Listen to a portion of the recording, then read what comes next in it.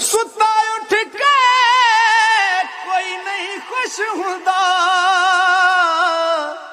ਬੜੇ ਸੁੱਤੇ ਜਗਾ ਕੇ ਵੇਖਿਆ ਏ, ਕੁੱਤੇ ਜਿਹਾ ਨਹੀਂ ਵਫਾਦਾਰ ਡਿਠਾ, ਵਾਹ ਟੁੱਕਰ ਸੁੱਕਾ ਵੀ ਪਾ ਕੇ ਵੇਖਿਆ ਏ, ਇਹ ਬਾਤ ਹੈ। ਤੇ ਘਰ ਮਾਲਕ ਦਾ ਹਰਗਿਜ਼ ਨਹੀਂ ਛੱਡਦਾ,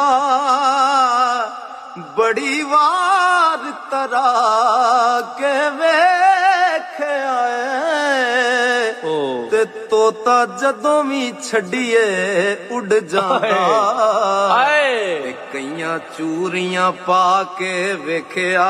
क्या बात है, क्या बात है, क्या बात है। ਉਹ ਡੰਗ ਮਾਰਨਾ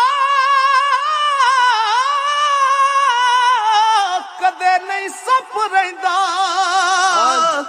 ਤੇ ਕਈਆਂ ਦੁੱਧ ਪਿਆ ਕੇ ਵੇਖਿਆ ਏ, ਤੇ ਬਿਨਾ ਮਤਲਬੋਂ ਕੋਈ ਨਹੀਂ ਯਾਰ ਬਣਦਾ। ਹਾਏ ਹਾਏ ਹਾਏ ਹਾਏ ਹਾਏ ਹਾਏ ਹਾਏ ਹਾਏ। ਉਹ ਬੜੇ ਯਾਰ ਬਣਾ ਕੇ ਵੇਖਿਆ। ਹਾਏ ਹਾਏ ਹਾਏ ਹਾਏ।